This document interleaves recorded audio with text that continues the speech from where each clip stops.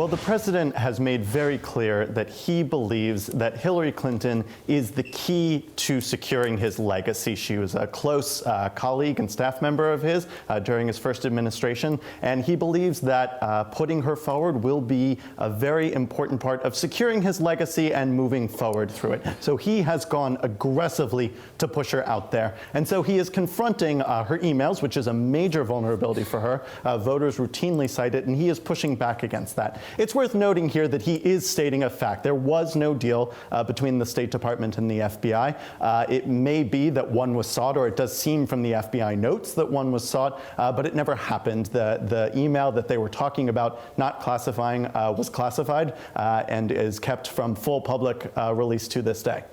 Yet at the same time, it must be kind of uncomfortable for the Clinton campaign that her surrogates, whether it's President Obama, Michelle Obama, Bill Clinton, they end up having to play a lot of defense, talking about the email scandal, as opposed to focusing on really pushing why Hillary Clinton is the candidate to vote for come November.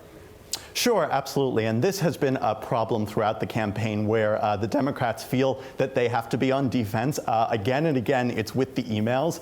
This is something that both animates voters and that the Clinton campaign maybe didn't come out and get out in front of quite fast enough in terms of having her explain what had happened and apologizing for it. So that is certainly something that's gone on. But you heard there the president referring to Donald Trump as a whiner. That is an attack that a lot of Democrats believe is actually quite effective because it casts Donald Trump as somebody who is kind of little, and these belittling attacks tend to bring out personal responses for him. When he's being personal, he's not hitting Hillary Clinton, and he is not portraying himself as presidential. He's not portraying himself as a leader. He's not portraying himself as calm and collected, and the Democrats think that's very effective. Ben, when we look at some more of the information from the WikiLeaks dump, one of them was a list of potential, the first cut for VP candidates that Ms. Clinton and her staff were looking at. Obviously, the choice has been made, but does it give us any insight into the sort of mindset or the main priorities that this administration could have? Sure, absolutely.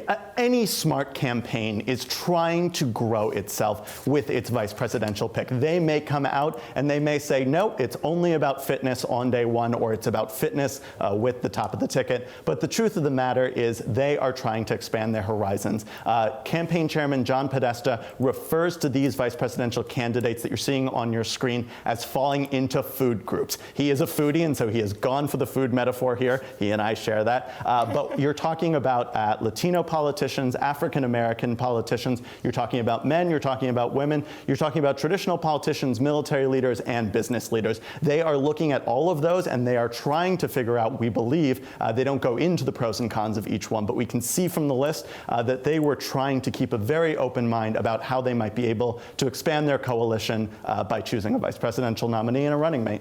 And perhaps we should watch what they do, not what they say, because when it comes to how the Clinton campaign is spending their money, they're now starting to divert some of their money to the red states, states that previously the Democrats wouldn't have had a shot of winning. Absolutely. It's not clear exactly right now how much it's a feint, how much they're trying to play mind games with the Republicans, maybe draw some support, some money from the Republicans away from typical battleground states. But the polling does show us that the races are getting closer in some traditionally red states, especially Arizona. And the Clinton campaign has talked a lot, especially yesterday, about going there, about sending surrogates, and potentially even about sending the candidate herself to do events to bring money and to help down ballot candidates.